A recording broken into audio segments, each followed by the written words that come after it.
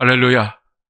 오늘도 트리니티 성경 공부에 참여하신 모든 분들에게 주님의 은혜와 축복이 함께 하시기를 기도합니다.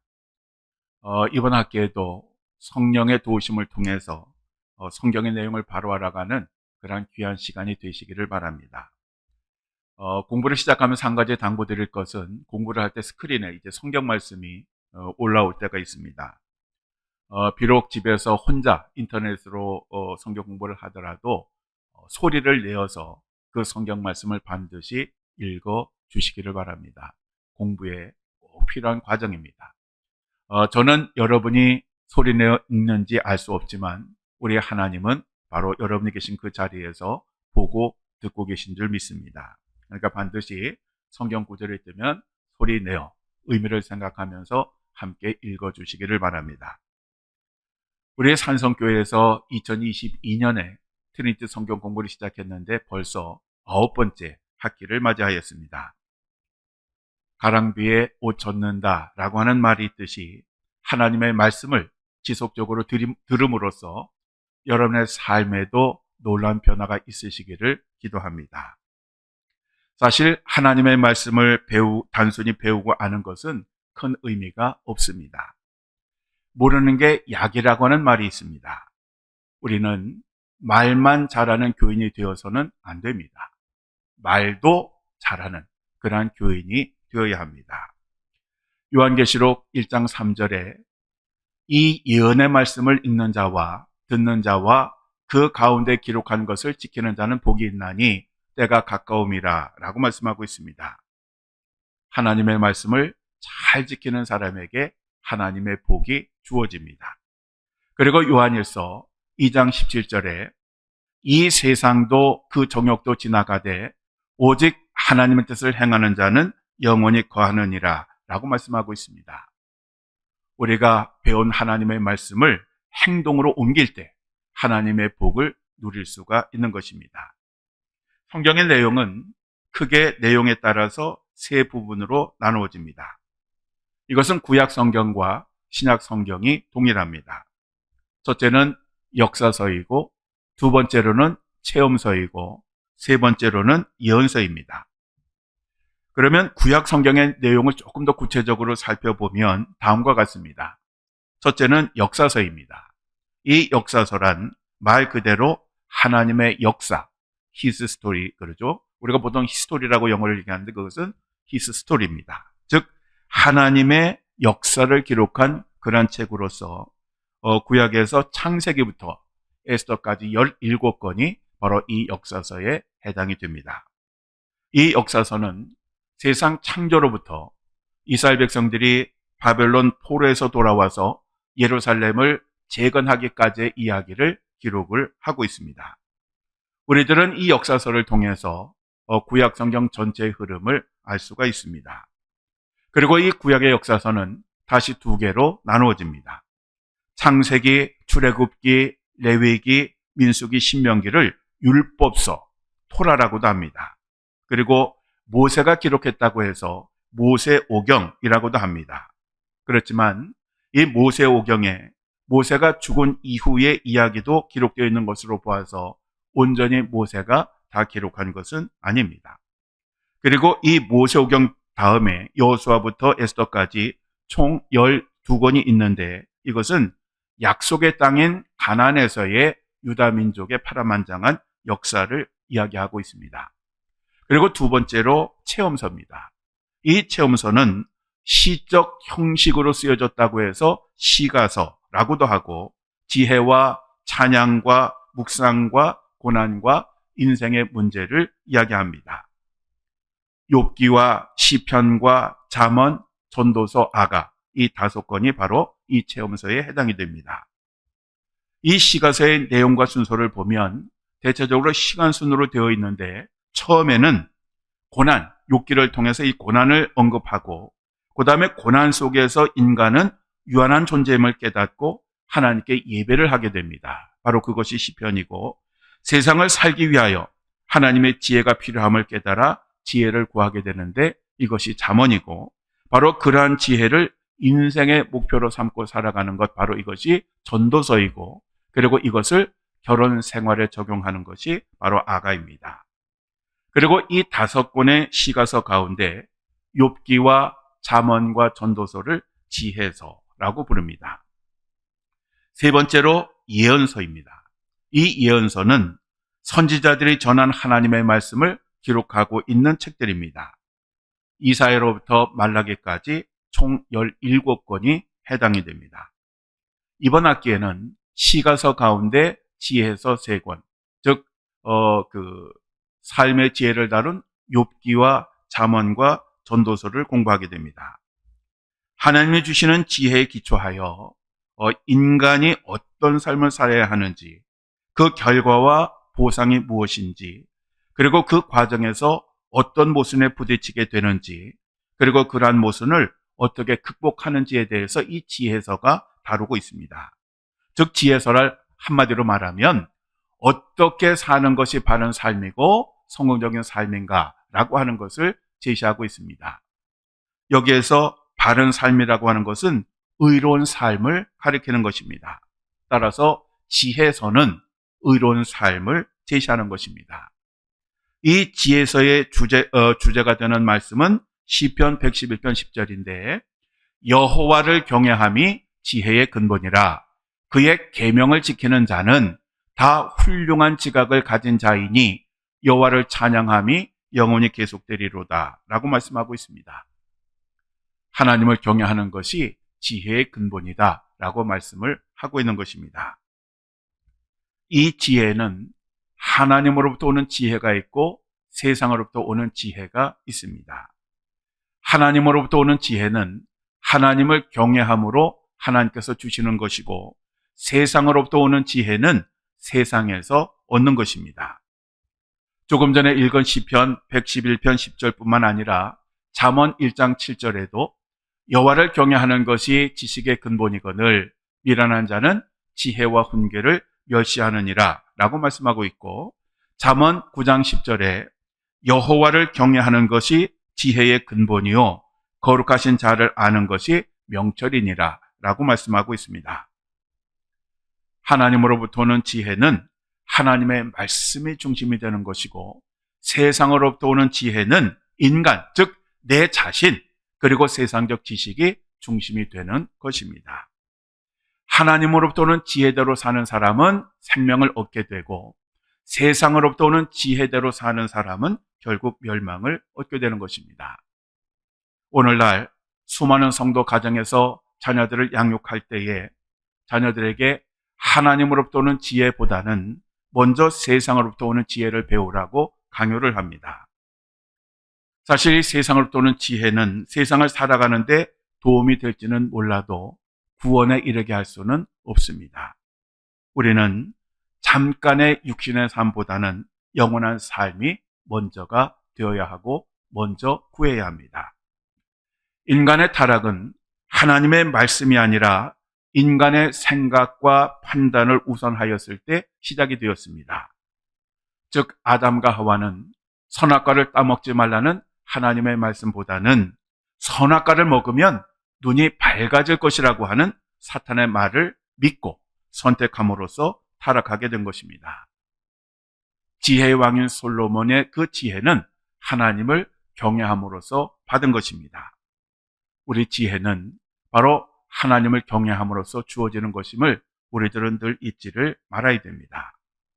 우리가 하나님의 이 지혜를 가지면 성경의 모든 말씀을 이해하고 믿고 받아들일 수가 있습니다. 하나님이 주신 이 지혜가 있으면 하나님이 행하신 모든 이적과 기적을 진리로 받아들일 수가 있습니다. 그렇지만 세상의 지혜로는 하나님의 이러한 역사와 섭리를 도저히 이해할 수가 없습니다. 아무리 노력을 해도 성경의 말씀이 진리로 그 가슴에 와닿지 않는 것입니다. 우리 성령은 지혜의 영이자 진리의 영이십니다. 그래서 고린도전서 2장 11절에 13절에 사람의 일을 사람의 속에 있는 영 외에 누가 알리요? 이와 같이 하나님의 일도 하나님의 영 외에는 아무도 알지 못하느니라. 우리가 세상의 영을 받지 아니하고 오직 하나님으로부터 온 영을 받았으니 이는 우리로 하여금 하나님께서 우리에게 은혜로 주신 것들을 알게 하려 하심이라.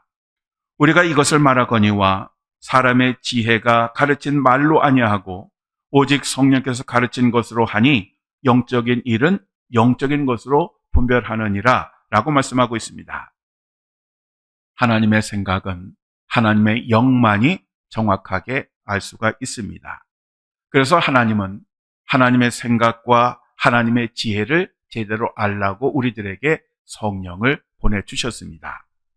성령이 우리를 도와주시면 하나님의 은혜로 주신 구원이라고 하는 선물을 알게 됩니다. 바로 이것이 성령을 우리들에게 주신 궁극적인 목적입니다. 하나님은 성령을 통하여 사람들에게 계시하시고 또 성령의 조명을 통하여 이러한 계시를 깨닫게 하십니다.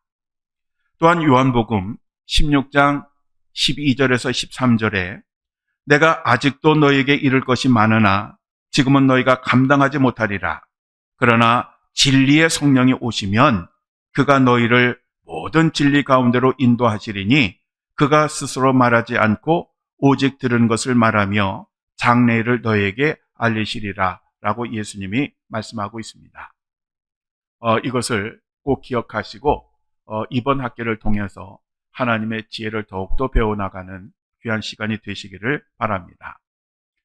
광고 드린 것처럼 이번 학기에는 욥기와 잠언과 전도서를 공부를 하게 됩니다. 이 욥기는 의인의 고난에 관한 그러한 이야기입니다. 사실 일반적으로 의인이 고난을 당하는 것은 비정상적입니다. 우리들은 의인은 늘 복을 받아야 한다고 생각합니다. 그런데 욥기는 의인도 고난을 받음을 이야기를 합니다. 사실 우리도 겉으로는 인정을 하죠.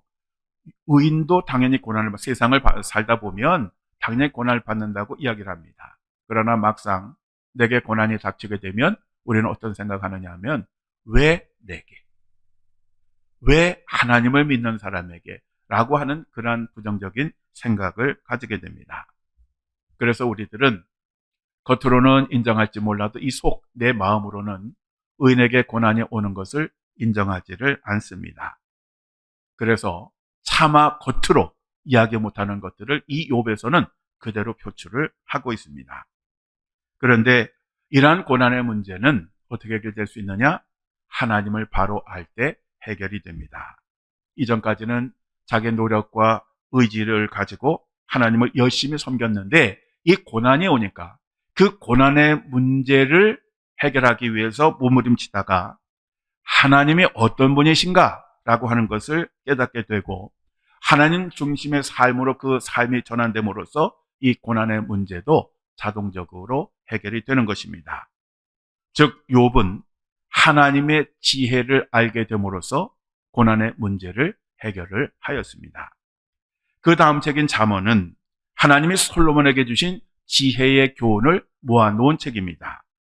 잠언은 인간이 세상을 살아나가는 동안 부딪히는 수많은 문제들에 대한 하나님의 지혜를 담고 있습니다. 이 잠언은 솔로몬이 중년 때에 기록한 그런 책입니다. 그리고 전도서는 우리가 세상을 사는 동안 어떻게 전도를 해야 될 것인가 라고 하는 것을 기록한 책이 아니라 해 아래에서의 허무함을 이야기하고 있습니다. 그런데 이 전도서는 허무함을 이야기하는데 절망이 아니라 희망을 이야기합니다. 즉 하나님의 지혜를 알 때 세상의 허무함을 극복할 수 있다라고 하는 것입니다. 이 전도서는 솔로몬이 노년에 기록한 것입니다. 그래서 이번 학기에는 오늘 개강을 포함해서 13주 동안 이 지혜서에 대해서 공부를 하겠습니다. 자, 그리고 우리가 매번 트린티 성경 공부를 시작하는 첫날에 배우는 것이 있죠. 바로 타임라인입니다. 자, 여러분 지난주에 타임라인 다 가져가셨죠? 자, 이 타임라인은 신구약 성경 전체의 내용을 한 장의 그림으로 표현한 것입니다. 여러분 이 그림을 딱 보시면 창세기로부터 요한계시록까지의 내용을 설명할 수 있으셔야 됩니다. 아마 여러분도 이제 대부분은 이 그림이 뭐다라고 하는 것을 아시고 계실 겁니다. 이 타임라인이라고 하는 것은 하나님의 소원과 바람과 열망을 보여주는 것입니다. 하나님의 열망은 에덴 동산에서와 같이 우리가 하나님과 교제하며 행복하게 살아가는 것입니다. 그런데 인간들이 죄를 짓고 하나님께로부터 멀어지자 독생자 예수 그리스도의 십자가 죽음을 통하여 구원의 길을 열어주셨습니다. 그래서 마지막에는 하나님의 소원대로 새 하늘과 새 땅에서 하나님과 사람들이 함께 살게 되는 것입니다. 자, 그림을 조금 구체적으로 보시면 그림에서 중앙 위는 삼위일체 하나님을 의미하는 것입니다. 삼위일체 하나님의 빛이 하나님이 창조하신 모든 것을 비추고 있습니다. 바로 이 빛은 생명의 빛입니다. 자, 그러면 제일 왼쪽 위에서부터 시계 반대 방향으로 그림을 보겠습니다. 이 그림은 창세기 1장부터 11장까지의 내용으로서 하나님이 천지를 창조하시고 인간이 타락하고 하나님이 인간들을 홍수로 심판하시되 노아와 가족들은 방주를 통해 구원해 주십니다. 그런 후에 인류가 이 땅에 번성하게 되었는데 이 인간들이 하나님과 같아지고자 하는 욕망 때문에 바벨탑을 세웠다가 하나님의 심판을 받아 세상으로 흩어지게 됩니다.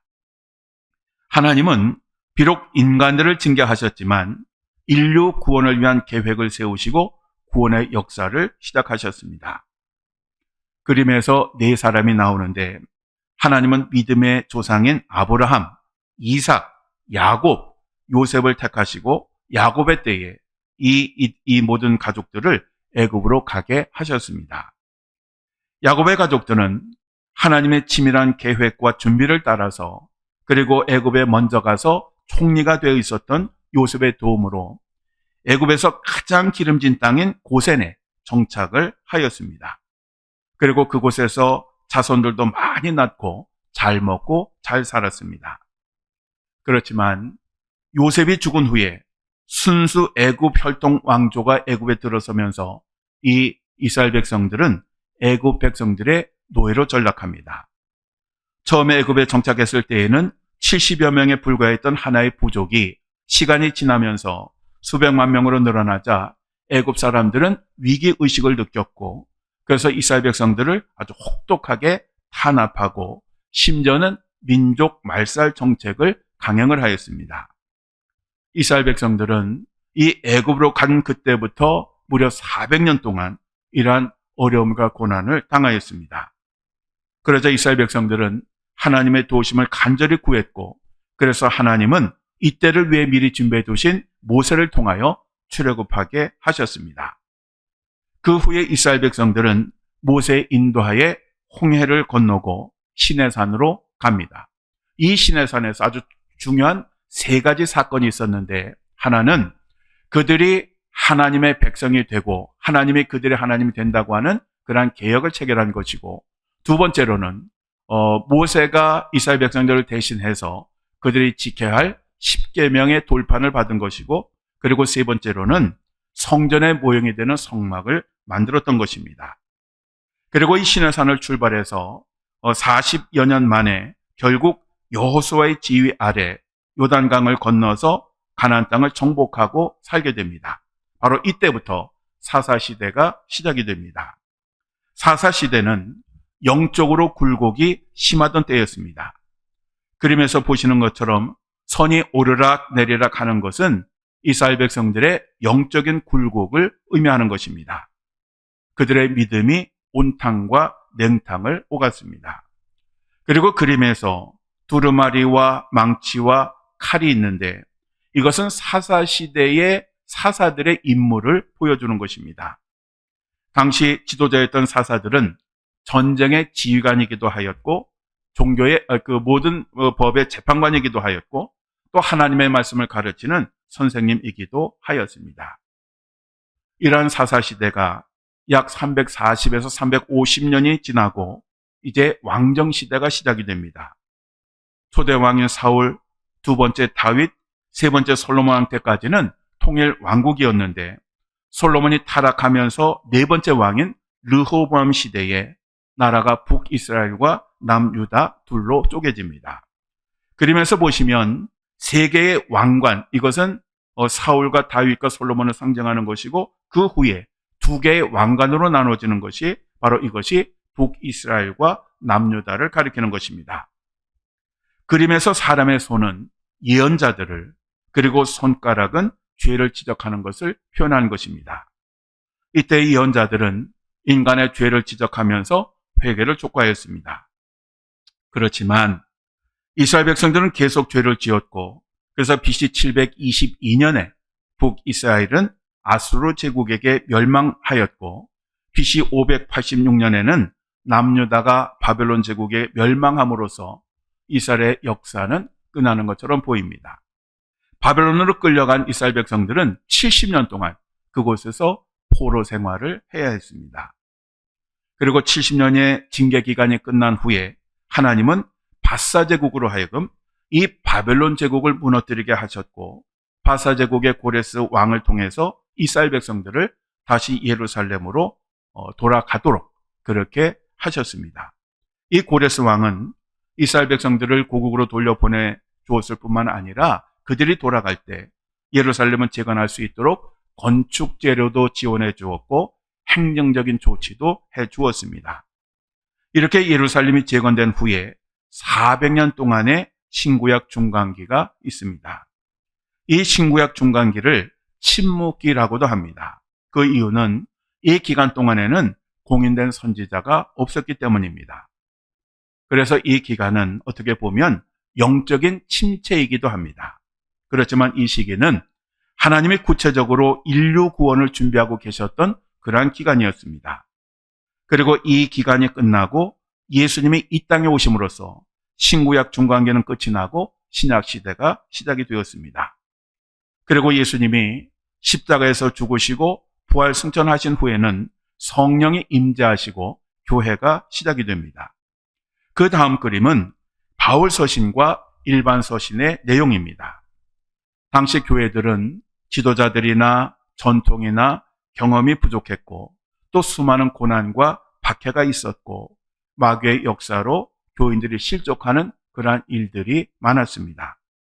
그래서 사도 바울과 사도들이 이러한 성도들이 흔들리지 않도록 신앙생활에 지침을 담은 서신을 보내고 기록을 했는데, 바로 이것이 목회서신입니다. 바로 여기에는 교리와 기독교인의 삶에 대한 이야기를 담고 있습니다. 이렇게 해서 서로 밀어주기도 하고 이끌어주기도 하면서 성도들의 삶을 살아가게 됩니다. 그리고 마지막 그림이 요한계시록에 대한 내용인데, 이 요한계시록에서는 예수님의 재림으로 새 하늘과 새 땅이 이루어지고 에덴 동산과 같은 모습이 회복되는 것입니다. 즉 성경은 천지 창조로 시작해서 새 하늘과 새 땅으로 끝을 맺습니다.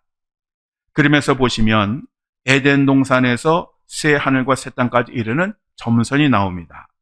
이 점선은 God's desire, 즉 하나님의 기대선을 가리키는 것입니다. 인간은 죄로 인하여 하나님의 기대선 아래로 내려갔지만, 하나님은 독생자 예수 그리스도의 십자가를 통하여 인간들을 하나님의 기대선 위로 끌어올리셨습니다. 성경에서 가장 중요한 것은 하나님이십니다. 성경은 하나님의 이야기, 그의 이야기를 담고 있는 것입니다.